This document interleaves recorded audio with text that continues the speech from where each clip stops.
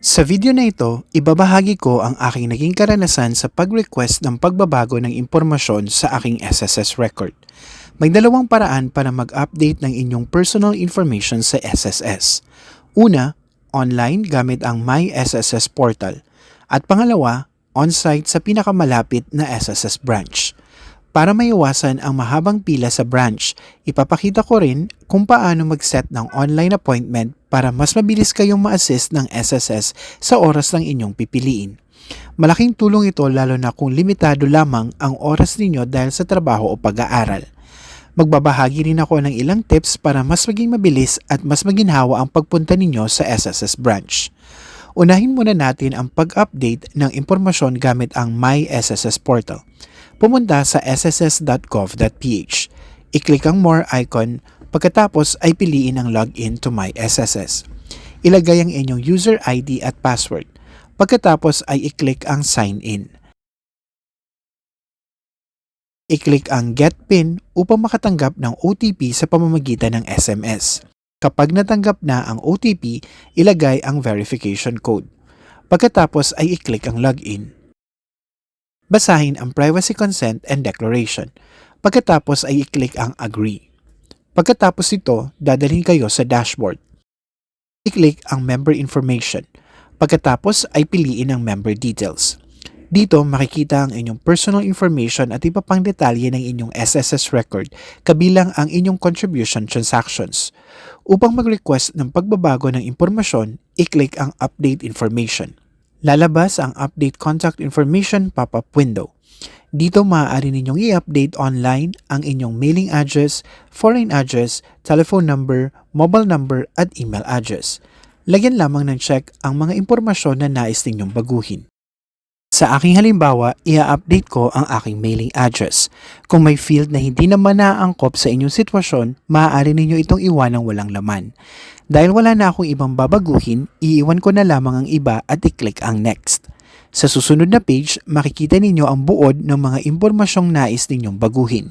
Suriing mabuti ang lahat ng detalye bago isumite ang inyong request. Kapag tama na ang lahat, i-click ang Submit.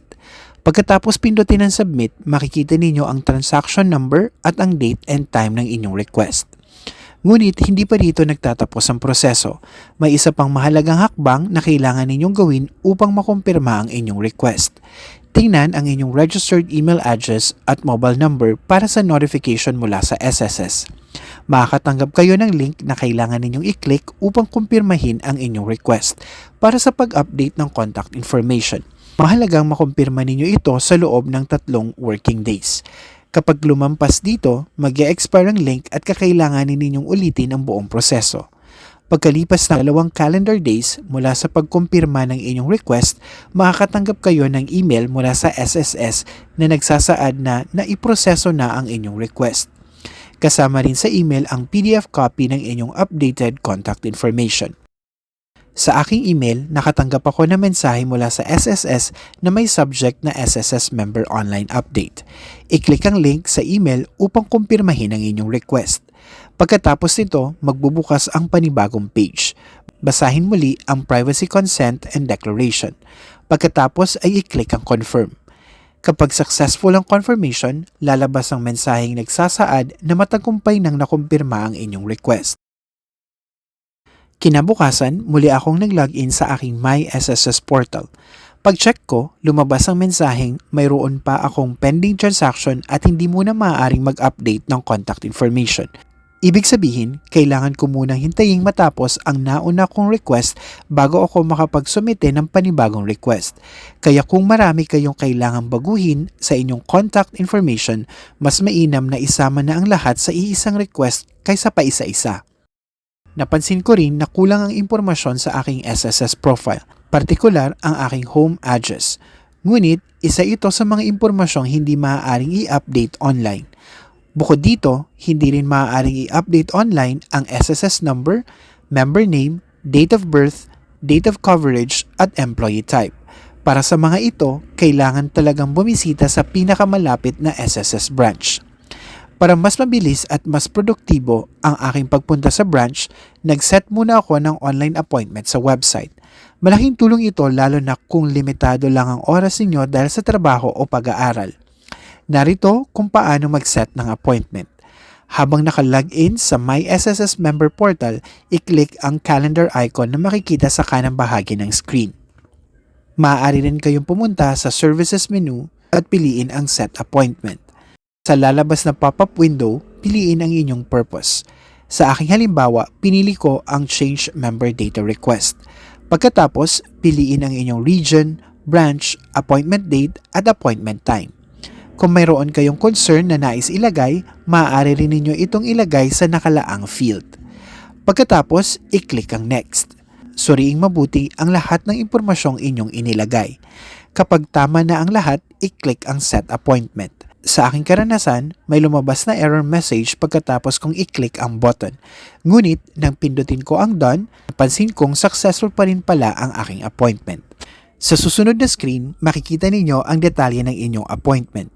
Makikita rin dito ang cancellation policy na nagsasabing maaari lamang kanselahin ang appointment kung hindi bababa sa 48 hours bago ang nakatakdang schedule. Dahil wala ng 48 hours bago ang aking appointment, lumabas ang status na cannot cancel. Pagkatapos, i-click ang Close. Makakatanggap din kayo ng confirmation email ng inyong appointment sa inyong registered email address. Sa confirmation email, makikita ang mahalagang detalye ng inyong appointment tulad ng transaction number, petsa, oras, lokasyon, purpose at ang concern ng inyong nilagay.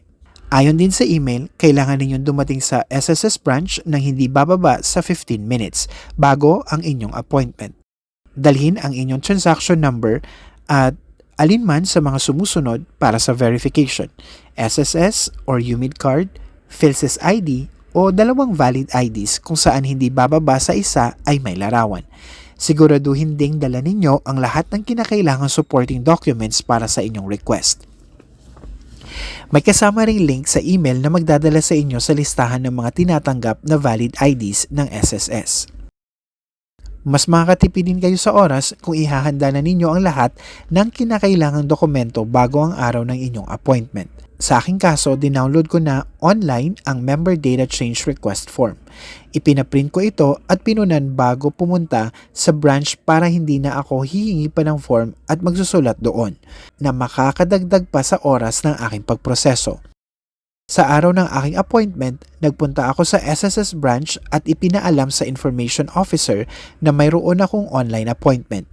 Itinuro niya ako sa counter 4. Ipinaliwanag ng SSS personnel na tinatawag nila ang mga regular na may queue number, mga pinababalik para sa follow-up at mga may online appointment. Napansin ko lang na ang may mga online appointment ay walang queue number. Sa tingin ko, mas magiging organisado ang sistema kung bibigyan din ng queue number ang mga may appointment. Kinuha ng SSS personnel ang aking mga dokumento at pinabasa sa akin ng Data Privacy Notice or Consent na aking nilagdaan bilang pagsang-ayon. Kailangan palang may photocopy ng aking ID. National ID lamang ang dala ko. Mabuti na lang at sila na mismo ang nag-photocopy nito gamit ang kanilang photocopy machine. Pinapirma rin nila ako ng 3 beses sa photocopy ng aking ID. Habang nasa branch na rin ako, sinabi ko rin sa SSS personnel na mayroon akong naunang online request para baguhin ang aking mailing address. Tinanong ko kung maaari na rin niya itong i-update at ginawa naman niya ito. Pagkatapos ito, agad ako nakatanggap ng email mula sa SSS na nagsasaad na ang aking online request para sa pag-update ng contact information ay automatikong na-cancel dahil naiproseso at naipatupad na ang aking request sa SSS branch. Pagkatapos ng aking transaction sa branch, chinek ko ang My SSS portal upang makita kung na-update na ang aking impormasyon. Pumunta ako sa member information, pagkatapos ay member details. At gaya ng makikita natin, updated na agad ang aking impormasyon. Sa aking karanasan, real-time ang naging pag-update ng aking record. Kung nakatulong ang tutorial na ito, huwag kalimutang i-like, mag-comment at i-share ito sa inyong mga kaibigan. Huwag na rin kalimutang mag-subscribe sa aming channel para sa mas marami pang mga tutorial.